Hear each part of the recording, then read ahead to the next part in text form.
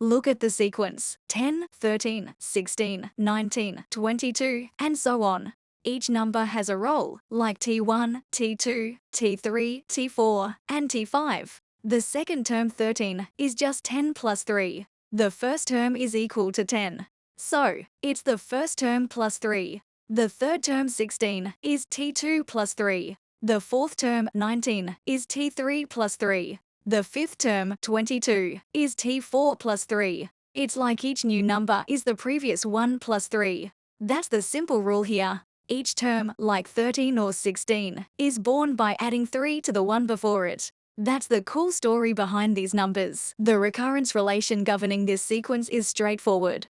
Tn plus 1 equals Tn plus 3, starting with an initial term of 10. The recurrence relation governing this sequence is straightforward. This can be understood as the gap between two consecutive terms is 3, beginning with 10. This equation is termed a first-order recurrence relation, or a difference equation. We're exploring the generation of sequences using first-order recurrence relations. To fully define a sequence, we need a starting term. Interestingly, the same recurrence relation with a different starting point leads to a distinct set of numbers. Let's dive into an example to illustrate this concept.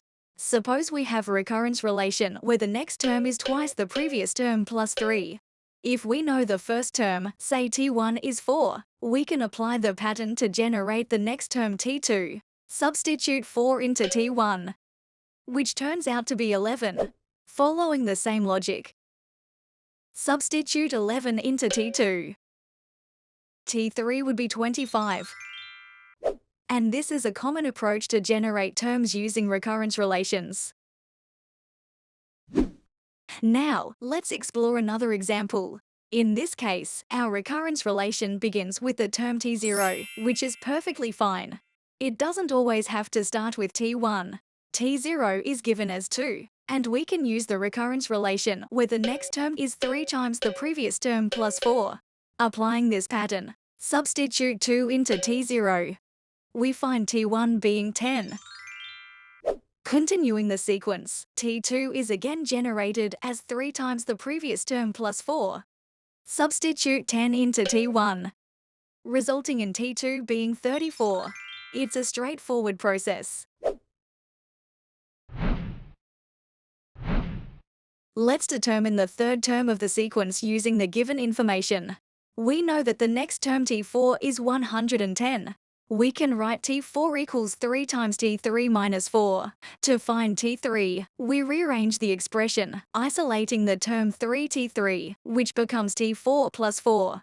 Substituting the given value of T4, which is 110, into the expression, we get 110 plus 4, resulting in 114. To find T3, we divide both sides of the equation by 3. So, T3 is equal to 38. Therefore, the third term of the sequence is 38. Now, let's delve into another example. The sequence is characterized by the next term being negative 2 times the previous term plus 7, and the fifth term is identified as 13. This relationship is expressed as T5 equals negative 2T4 plus 7. To determine the third term, we need to find T4 before finding the third term. To determine T4, we rearrange the expression by isolating negative 2T4, which can be expressed as T5 minus 7. Substituting the provided value for T5, which is 13, into the expression, we obtain 13 minus 7, resulting in 6. To find T4, we divide both sides of the equation by negative 2. Therefore, T4 equals negative 3. Having established the value of T4, we can proceed to determine the value of T3 using the established pattern. T4 is expressed as negative 2 times T3 plus 7. To find T3, we rearrange the equation by isolating negative 2 times T3, representing T4 minus 7. Substituting negative 3 into T4, we obtain 10. To determine T3, we divide both sides of the equation by negative 2. Therefore, T3 is equal to 5. We're exploring the connection between first-order recurrence relations and arithmetic sequences. Simply put, we're looking at how numbers follow patterns and relate to each other. Consider an arithmetic sequence that starts at 10 with a common difference of 3. We aim to represent this sequence using a recurrence relation or difference equation. When subtracting the first term from the second, 13 minus 10, we get 3. This means the difference between the second and first terms is 3. The same holds true for the third term minus the second term, 16 minus 13. It's also 3. This common difference of 3 continues from the third to the fourth, and fourth to the fifth. At every step, there's a common difference of 3. So, these terms follow the pattern. The next term minus the previous term equals 3. We can generally express this pattern as the next term equals the previous term plus 3, starting with the first term at 10. Let's look at another example now. Consider an arithmetic sequence that starts at 23 with a common difference of -3.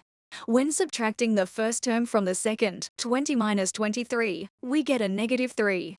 This means the difference between the second and first terms is -3. The same holds true for the third term minus the second term, 17 minus 20. It's also -3. This common difference of -3 continues from the third to the fourth,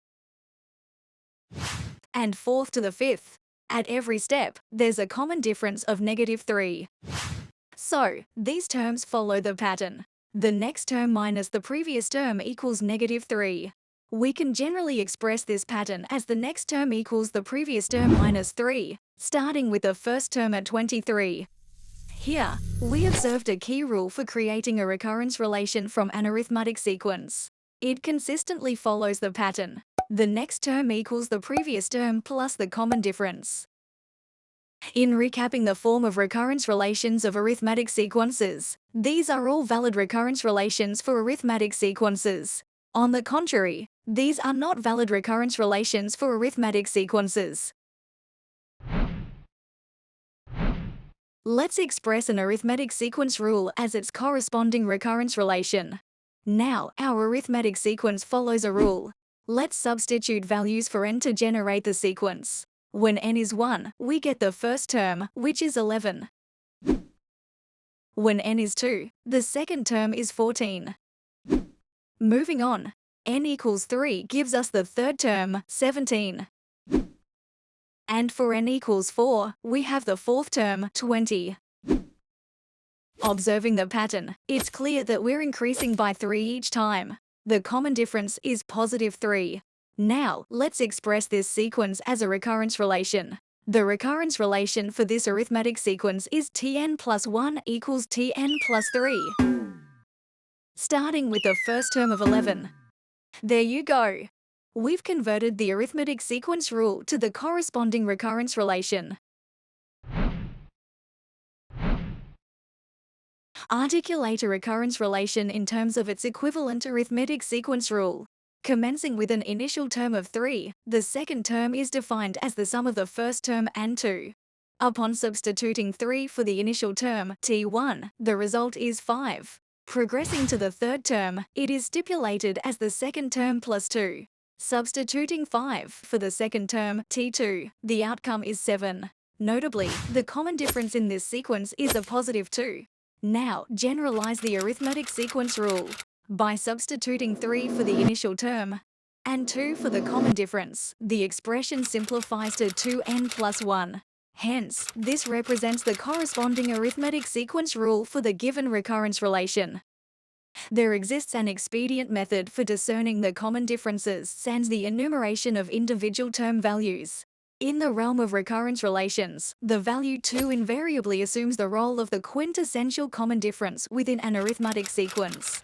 Consequently, a direct substitution of this numerical entity into the arithmetic sequence rule becomes a viable and efficient approach.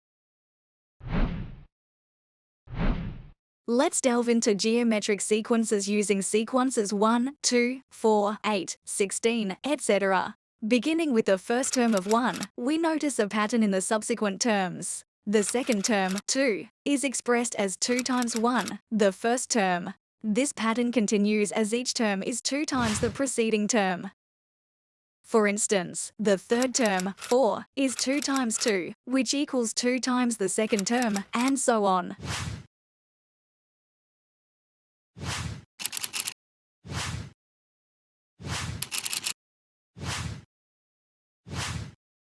This pattern characterizes the geometric sequence as the next term equals 2 times the previous term. The common ratio in this sequence is a positive 2. Expressing this geometric sequence as a recurrence relation, we find that the next term equals the common ratio times the previous term, initiating from a specific starting value. Now, let's evaluate some expressions. The first one provides a proper recurrence relation defining a geometric sequence with a common ratio of 3. Conversely, the second expression lacks a common ratio due to a difference of 4. The third expression defines a geometric sequence with a common ratio of -2. Lastly, the fourth expression deviates from defining a geometric sequence due to the inclusion of subtraction by 3. Let's transform the rule of a geometric sequence into its corresponding recurrence relation. In the first example, where the common ratio is 3 and the initial term is 2, the resulting recurrence relation reads, the next term equals 3 times the previous term with the first term set at 2. Likewise, in the second example, featuring a common ratio of 2 and an initial term of 3, the corresponding recurrence relation is articulated as the next term equals 2 times the previous term with the first term established at 3.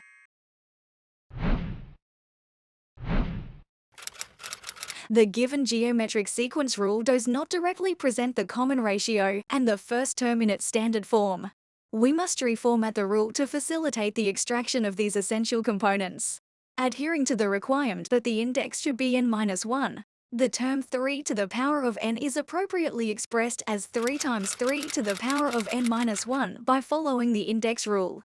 By employing this adjustment, we easily discern a common ratio of 3 and identify the first term as 3. Consequently, the recurrence rule for this geometric sequence transforms into the next term equals 3 times the previous term with the first term established at 3. Similarly, the expression 3 to the power of n should be reframed as 3 times 3 to the power of n-1. Multiplying 2 by 3 results in 6. Consequently, we can ascertain that the common ratio is 3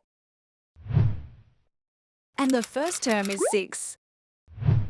Thus, the geometric sequence rule transforms, now articulated as the next term equals 3 times the previous term with the first term set at 6. The expression 2 to the power of n plus 1 can be restated as 2 squared times 2 to the power of n-1. Simplifying 2 squared equals 4. Consequently, the common ratio is 2 and the first term is 4. This transformation results in the geometric sequence rule now expressed as the next term equals 2 times the previous term with the first term established at 4. Let's consider a scenario where you are saving money monthly, starting with an initial deposit. In this situation, your total savings after the first month amount to $100, and you consistently add a fixed amount each subsequent month. After the second month, your total savings increase by $50. The pattern continues, with the total savings after the third and fourth months each increasing by $50. The monthly savings form an arithmetic sequence. Expressing this as a recurrence relation, we can state that the fourth term equals the third term plus $50. Similarly, the third term is equal to the second term plus $50, and the second term is equal to the first term plus $50. In summary, the recurrence relation for this arithmetic sequence can be expressed as the next term equals the previous term plus $50, with an initial term of $100. Consider a scenario involving a decreasing arithmetic sequence and its corresponding recurrence relation. Let's say you borrow $900, establishing the first term of the sequence. Each month, you repay $40, forming an arithmetic sequence.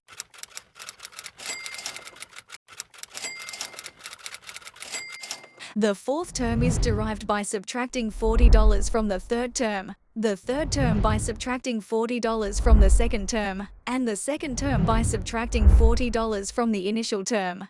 This pattern is succinctly expressed as the next term equals the previous term minus $40, with an initial term of $900.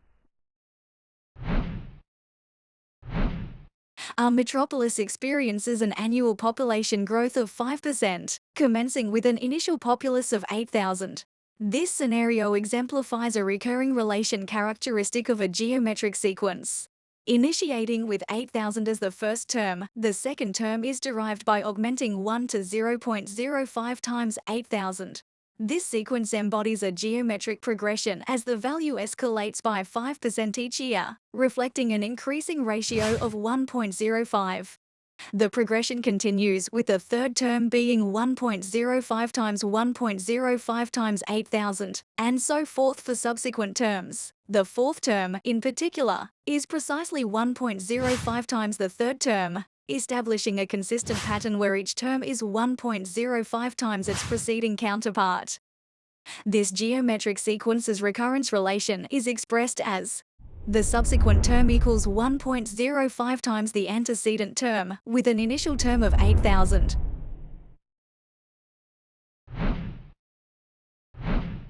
A bustling metropolis undergoes an annual population decline of 5%, commencing with an initial populace of 8,000.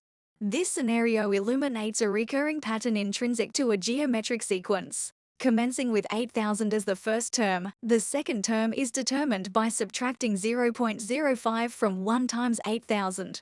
This sequence embodies a geometric progression as the value diminishes by 5% yearly, signifying a decreasing ratio of 0.95. The progression persists, with the third term being 0.95 times 0.95 times 8,000, and so forth for subsequent terms. The fourth term is precisely 0.95 times the third term, establishing a consistent pattern where each term is 0.95 times its preceding counterpart. The recurrence relation governing this geometric sequence is expressed as the subsequent term equals 0.95 times the antecedent term, with an initial term of 8,000.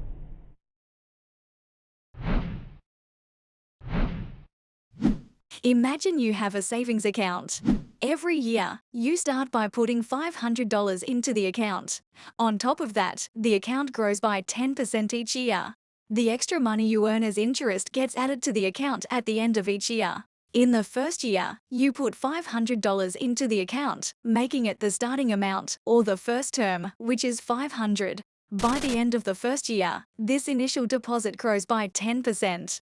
As you enter the second year, you add another $500 to the existing amount. At the end of the second year, the total amount now in the account earns an additional 10% in interest. This routine continues into the third and fourth years, with you putting in $500 at the start of each year. The total amount grows by 10% at the end of each year. Observing this routine reveals a clear pattern, forming a recurrence relation.